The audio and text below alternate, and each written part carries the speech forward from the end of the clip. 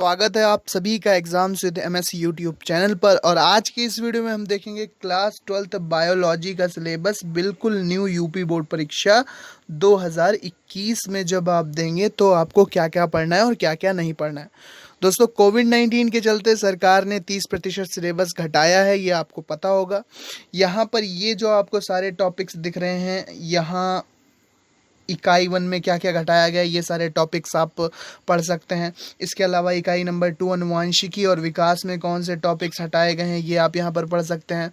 इसके अलावा इकाई नंबर 3 जीव विज्ञान और मानव कल्याण में कौन से टॉपिक हटा दिए गए हैं, ये आप पढ़ेंगे। इकाई 5 में हम देख सकते हैं पारितंत्र हो या पर्यावरण के मुद्दे जो चैप्टर है उसमें क्या क्या हटाया गया है, ये सब आप पढ़ सकते हैं। सिलेबस को आप डाउनलोड करेंगे upmsp.edu.in से। upmsp.edu.in से जब आप कक्षा 12 का सिलेबस डाउनलोड करेंगे तो आपको सभी सब्जेक्ट्स के सिलेबस का पीडीएफ मिल जाएगा। उस पीडीएफ में आप ये सभी सिलेबस देखिएगा कि 30% जो सिलेबस कम किया गया है उसमें आपके कौन से टॉपिक्स आते हैं। और अब जो 70% सिलेबस बचा है वो मैं आपको बताऊंगा कि क्या क्या आपको पढ़ना है, वो भी आप पीडीएफ में देख सकते हैं। आपको पता ही है कि upmsp.edu.in से आप उसको डाउनलोड कर सकते हैं। 10th का भी कर सकते हैं, 12th का भी कर सकते हैं। अब यहाँ पे कुछ प्रयोग भी हटा दिए गए हैं क्योंकि कॉलेजेस में पढ़ाई टाइम पर स्टार्ट नहीं हो पाई है, जिसके चलते अब प्रैक्टिकल के सिलेबस में भी कमी की गई है 30% की।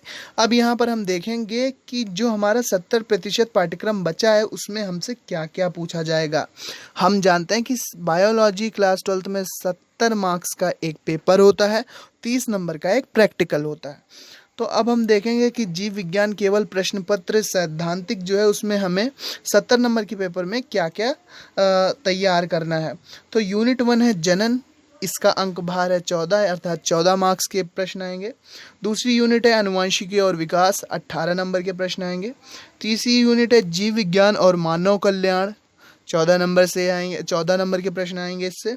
फिर है हमारे जैव प्रौद्योगिकी और उसके अनुप्रयोग, 10 नंबर में पूछी जाएगी। और पारिस्थितिकी एवं पर्यावरण, ये आपके भी 14 मार्क्स अर्थात 14 नंबर में आपका ये पूछा जाएगा। तो पूरा पेपर हमारा जो बन जाता है वो बन जाता है 70 मार्क्स का, 70 नंबर में हमारा ये पूरा सिलेबस होगा।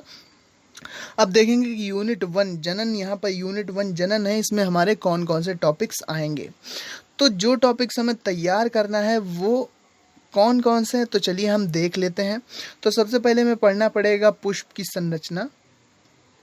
पुष्प की संरचना, नर एवं मादा युग्मकोद्भिद का विकास, परागकण, परागकण के प्रकार क्या होते हैं, अभिकर्मक एवं उदाहरण, बहिप्रजनन की युक्तियां क्या हैं, पराग स्त्री केसर संकर्षण क्या है, दोहरा निषेचन डबल फर्टिलाइजेशन जिसको कहते हैं, ये आपको अच्छे से पढ़ना है। ये अगर आप आगे चलकर नीट वगैरह की तैयारी करोगे तो भी आपको ये सारे टॉपिक्स अच्छे से समझ में आने चाहिए। चाहे आप हिंदी मीडियम में पढ़ो, चाहे आप इंग्लिश मीडियम में पढ़ो, आपकी नॉलेज अच्छी होनी चाहिए, नॉलेज डीप होनी चाहिए, आपको इन टॉपिक्स को अच्छे से समझना चाहिए। फिर आता है हमारा भ्रूण पोष एवं भ्रूण का परिवर्धन, बीज का विकास एवं फल का निर्माण, विशेष विधियां, एपोमिक्सिस, अनिषेक फलन, बहुभ्रूणता अर्थात पॉलीएम्ब्रयोनी। इसके बाद बीज एवं फल निर्माण का महत्व। नेक्स्ट चैप्टर हमारा जो होगा वो होगा मानव जनन।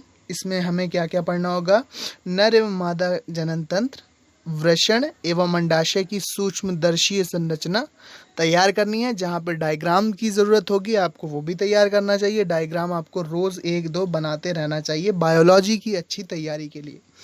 फिर आता है शुक्राणु जनन एवं अंड जनन, मासिक चक्र, निषेचन, अंतररोपण, भ्रूणीय परिवर्धन, ब्लास्टोसाइट निर्माण तक, सगर्भता एवं प्लेसेंटा निर्माण, सामान्य ज्ञान तक आपको पढ़ना है। प्रसव एवं दुग्ध श्रवण, सामान्य परिचय, इसका आपको पढ़ाया जाएगा। आप अपने टीचर्स की मदद ले सकते हैं, आपको ये अच्छे से तैयार करना है।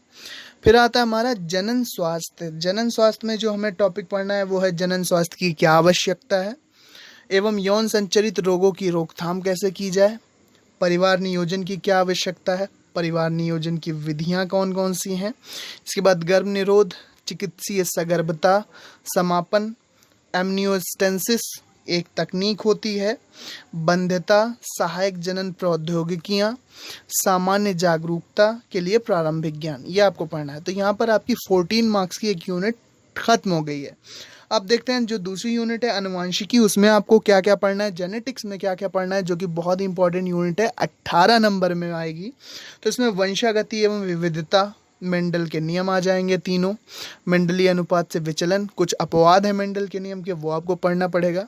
अपूर्ण प्रभाविता हो गई, सह प्रभाविता, गुणात्मक विकल्पी एवं रुधिर वर्गों की वंशागति, प्लियोट्रॉफी, बहुजीनी वंशागति का प्रारंभिक ज्ञान, वंशागति का क्रोमोसोम सिद्धांत, क्रोमोसोम्स और जीन के बारे में।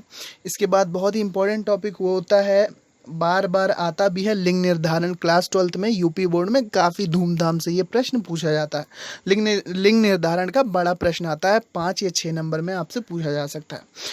लिंग निर्धारण मनुष्य में, पक्षी में, मधुमक्खी में, सहलग्नता और जीन विनिमय, लिंग सहलग्न वंशागति। इसके बाद आपको हीमोफीलिया, वर्णांधता, मनुष्य में मेंडलीय विकार, थैलेसीमिया, मनुष्य में गुणसूत्रीय विकार जैसे डाउन सिंड्रोम, टर्नर सिंड्रोम और क्लीनफेल्टर सिंड्रोम, ये आपको पढ़ाए जाएंगे। अब हम देखते हैं वंशागति का आणविक आकार क्या है। तो वंशागति का आणविक आधार, माफ कीजिए आणविक आधार, तो आनुवांशिक पदार्थ की खोज एवं डीएनए एक आनुवांशिक पदार्थ के रूप में आपको पढ़ाया जाएगा। आपको पढ़ना है, आपको समझना है।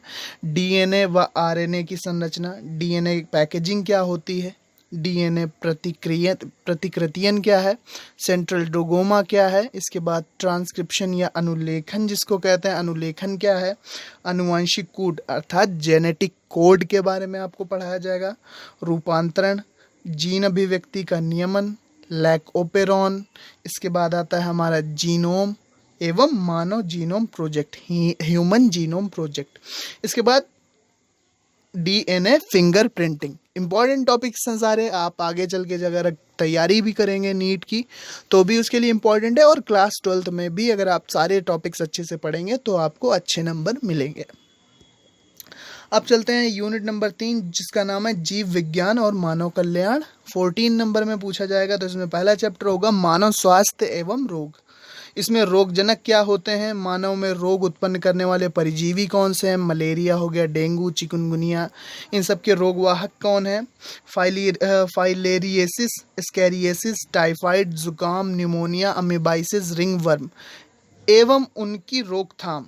इसके बाद प्रतिरक्षा विज्ञान की मूलभूत संकल्पनाएं, टीके अर्थात वैक्सीन क्या है, कैंसर के बारे में, एचआईवी के बारे में और एड्स, यौवनावस्था में नशीले पदार्थ, ड्रग्स और अल्कोहल का कुप्रयोग अर्थात दुरुपयोग जो होता है वो आपको पढ़ना है। फिर मानव कल्याण में सूक्ष्म जीव, जो सूक्ष्म जीव लाभदायक होते हैं उनके बारे में आपको पढ़ाया जाएगा। घरेलू खाद्य उत्पादों में, औद्योगिक उत्पादन जैसे ब्रेड, पनीर, इन सब में भी माइक्रो ऑर्गेनिज्म्स अर्थात सूक्ष्म जीवों का उपयोग होता है, तो उसके बारे में आपको पढ़ना पड़ेगा। वाहित मल उपचार क्या होता है। इसके बाद ऊर्जा उत्पादन, जैव नियंत्रक कारक के रूप में एवं जैव उर्वरक।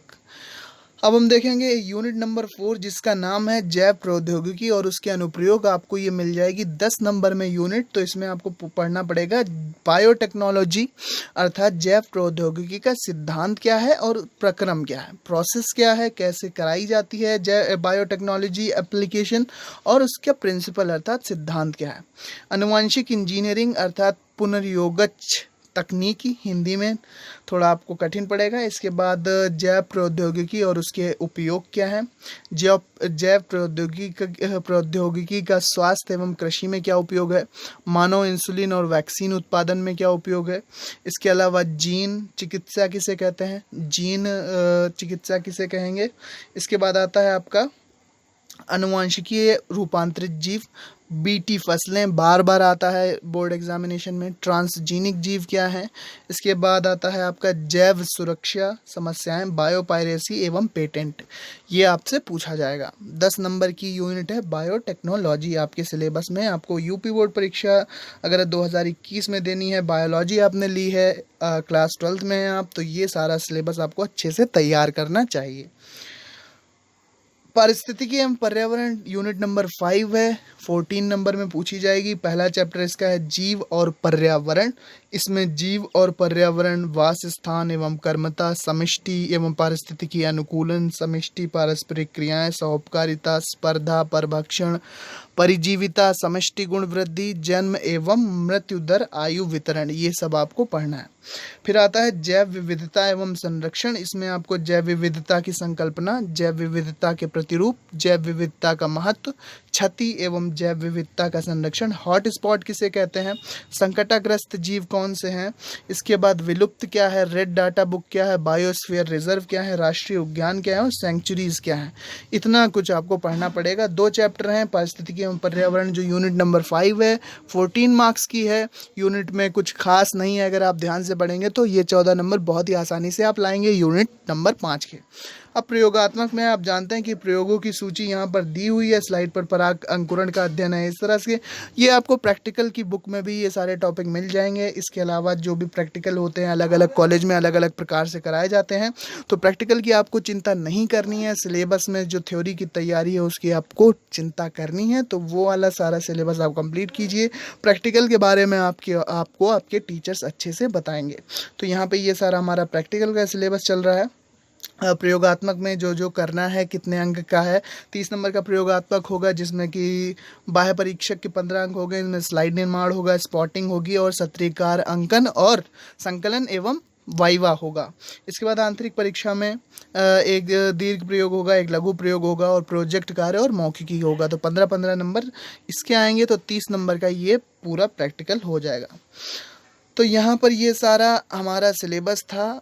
बायोलॉजी का प्रैक्टिकल के बारे में मैंने थोड़ा बताया। अगर आप कमेंट में बताएंगे तो मैं डिटेल में बताऊंगा। जब प्रैक्टिकल पास आएंगे तो प्रैक्टिकल के बारे में बताया जाएगा।